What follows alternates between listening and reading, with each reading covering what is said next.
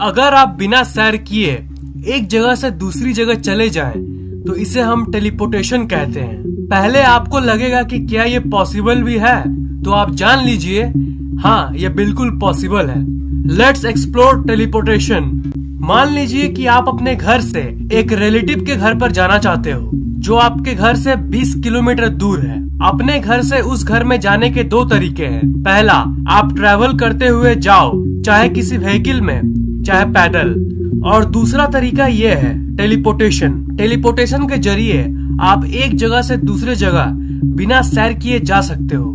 आपने बहुत सारे साइंस फिक्शन मूवीज में उन कैरेक्टर्स को देखा होगा जो एक जगह से दूसरी जगह टेलीपोर्टेशन के जरिए जाते हैं, पर ये अभी तक रियल लाइफ में प्रैक्टिकली पॉसिबल नहीं हुई है। मान लीजिए मैं आपको धरती से मंगल ग्रह पर टेलीपोर्ट करना चाहता हूँ। टेलीपोर्टेशन साइंस ये कहती है कि मैं आपके बॉडी के सारे एटम्स को अलग अलग कर दूंगा, यानी उन्हें डीमेटेरियलाइज कर दूंगा, और फिर उन एटम्स को मंगल ग्रह पे रीमेटेरियलाइज कर दूंगा। पर उसके पहले आपको ये जानना चाहिए कि अकॉर्डिंग टू क्वांटम इंटेंगलमेंट, इस यूनिवर्स की कोई भी दो पार्टिकल आपस में इंटरलिंक्ड होती है, मतलब वो आपस में जुड़ी होती है। अगर एक जगह किसी पार्टिकल की प्रॉपर्टी को हम चेंज करें, तो वो हजारों लाखों किलोमीटर दूर कोई दूसरी पार्टिकल को भी इफेक्ट करेगी, एकदम उसी समय। इसका मतलब बिना ट्रैवल किए हम एक जगह से दूसरी जगह जा सकते हैं। साइंस की दुनिया में ऐसे बहुत सारे एक्सपेरिमेंट्स कंडक्ट किए गए हैं जहां रियल में टेलीपोर्टेशन प्रूफ की गई है। बहुत सारे साइंस लैब्स में छोटी दूरी तक फोटॉन्स को भेजा गया है। फोटॉन्स बेसिकली वो पार्टिकल है जिससे लाइट यानी प्रकाश बनी है। बहुत सारे लैब्स में 7 किलोमीटर, 8 किलोमीटर, 15 किलोमीटर दूर तक फोटॉन्स को टेलीपोर्ट किया गया है बिना किसी एक्चुअल ट्रैवल के। 2012 में ऑस्ट्रेलिया के रिसर्चर्स ने रिकॉर्ड कायम किया जब इन पार्टिकल्स को उन साइंटिस्ट्स ने 143 किलोमीटर तक टेलीपोर्ट करवाया। पर मेन क्वेश्चन ये है कि चलो, लाइट की पार्टिकल्स को तो हम लोगों ने टेलीपोर्ट कर दिया, पर क्या किसी इंसान को टेलीपोर्ट करना पॉसिबल है?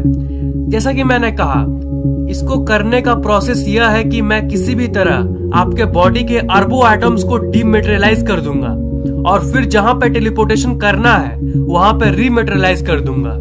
मान लीजिए मैं आपको धरती से मंगल ग्रह पर भेज रहा हूँ, इसलिए मैं धरती पे आपके बॉडी को करोड़ों टुकड़ों में बांट दूंगा, और इस बॉडी के इंफॉर्मेशन को मार्स तक इंटेंगलमेंट के जरिए टेलीपोर्ट कर दूंगा, और मार्स पे ये सारी इंफॉर्मेशन एक जगह इकट्ठा होगी और आपका बॉडी वहां पे फॉर्म हो जाएगा।